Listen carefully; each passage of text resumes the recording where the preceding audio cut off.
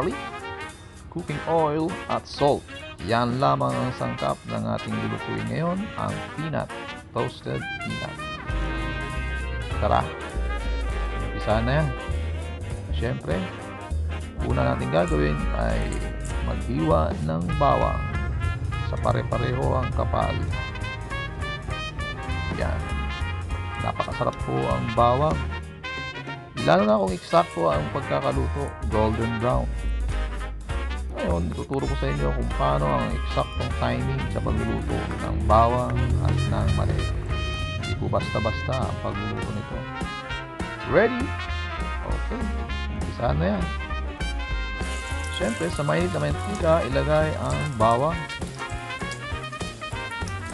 Hayaan natin muna ng konti dahil ang bawang kusa na lang maluluto yan sa sobrang nipis niya.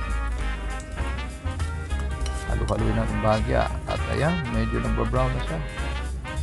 Hanapin natin yung kulay na pwede na siyang hanguin. Konting halo-halo lang.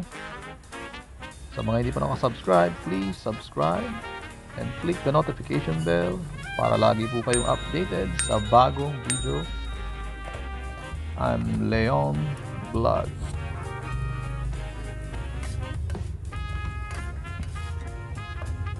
Sa mga mahilig po sa mani, ito po ang paraan kung paano natin pasasarapin ang napakasimple pero masarap na pagkain ng mani. Dito sa bahay, lagi pong merong extra mani in case na pagluluto ka ng kare-kare, kaldereta, lumpiang sariwa, ay ready ka. Patunayan, nagbebenta po kami ng lumpiang sariwa, kaya lagi ako nagluluto ng mani. Tagal-tagal ko nang gumagawa ng mani na perfect ko na. Hindi naman sa pagyayabang, okay naman na aking pagluluto ng mani. Perfect timing. Yan, okay na po yan. Yung kulay na po na yan ay magdadark pa ng konti pag natuyo na siya. Ganyan po ang bawang. Ganon din po ang mani. Pag inahon mo sa mantika, asahan mo mag-iiba pa ang kulay. Dahil sa sobrang init pa po niya. Ayan. Yan po ang kulay ng eksaktong luto ng bawang. At ngayon naman, syempre, umpisahan na natin ang pagluluto ng mani, ang ating bidang sangkap. Pang-matalino, marami pong benefits ang mani. Ayan. Siyempre, halo pa lang yan. Medyo tuloy-tuloy lang ang halo kasi ang mani, napakadali po yan maluto. Madali po siyang masunog at ang apoy niyo po yan kailangan naka medium lang. Sa medium heat lang po ang apoy.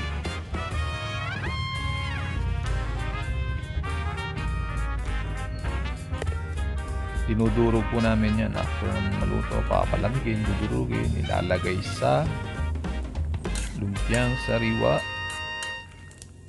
Pwede rin ilagay sa kare-kare, pwede rin sa kaldereta. Dahil paborito namin yan, halos araw-araw kumakain kami ng mani.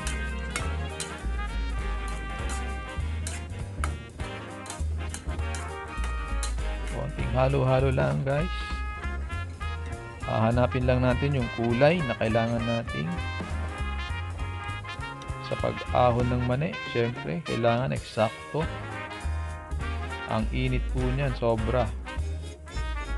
Pag inahon nyo yan at nilagay sa isang lalagyan, container o kaserola, pusa pa po siya maluluto yan. Sobrang init.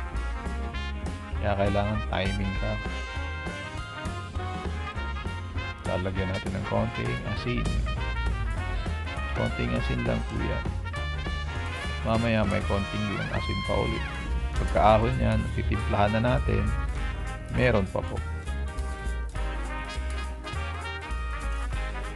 Yung iba, ginagawa nila, hindi mo na lalagyan ng asin. Pagkaahon, palamigin, lalagay na yung timpla. Bago lalagay yung timpla, asin or sili. Kung gusto nyo mong manghang naman lagyan nyo ng sili. Palalamigin tapos tatantarin nyo yung sili, lalagay nyo dyan, halu-haluin. Mix nyo lang kasama yung asin. Iodized salt po ang maganda dyan. Yung nilagay ko kanina, rock salt yun. Dahil ginigisa-gisa ko pa lang naman siya, okay lang ang rock salt. At least paano may alat na siya.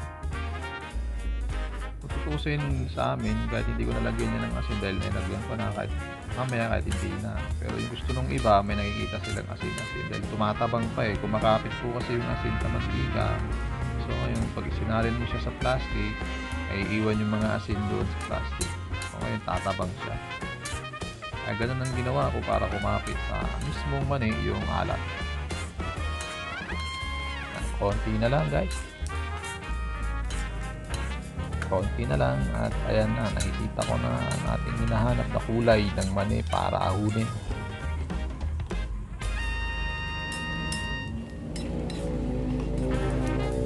Almost done. Nabili ko lang ng mani ngayon sa halagang 60 pesos kalahating kilo.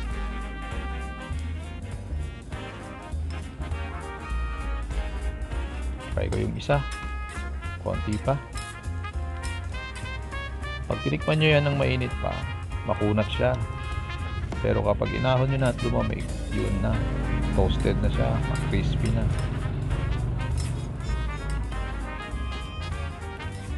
Kung gusto nyo pong lagyan ng asukal para tumamis, yan. Pwede na ho yan. Yung iba, brown sugar. Sarap. Pero sa amin, dahil ginagamit namin ito sa ulam, plain lang siya. Bawang at asin, okay na.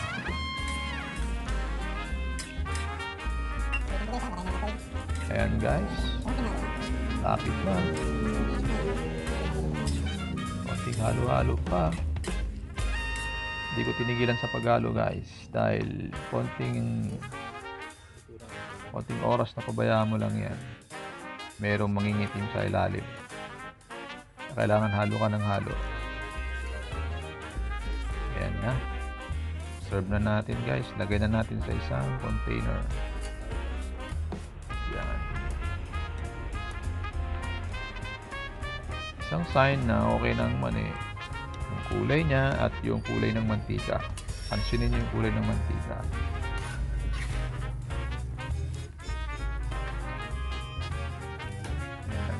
Maluluto pa yan.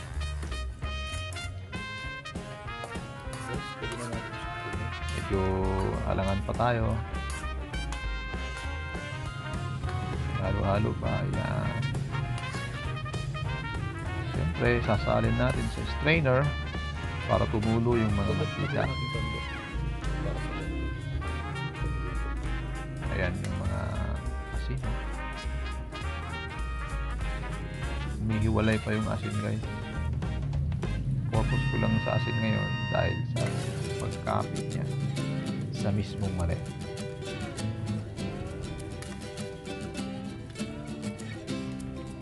Sasalain po natin. Ayan, patutuluin. Ilang minuto mo patutuluin yan. Kasi marami pang mantika yan. At ilalagay natin sa lalagyan para dito natin siya timplahin. Palalamigin, tapos titimplahan natin ng bawang at asin. Another salt to taste. Ayan. Yung iba dyan, palalamigin pa ng talagang malamig na siya bago timplahan. Ayan. Hindi ko nilagay lahat ng bawang. Tignan natin kung okay na yun. Yan lang guys, halo-haluin nyo lang para kumapit yung aroma ng bawang. Yan, pwede rin lagyan ng ano yan, sili. Mabango siya guys kahit hindi nyo tantarin yung sili.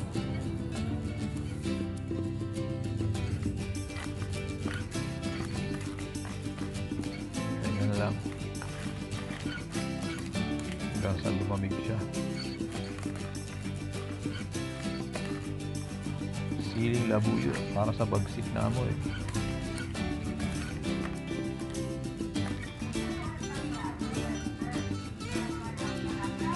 Okay guys, thank you for watching. Sana nagustuhan yung aking video. God bless. See you again sa next video. Bye-bye.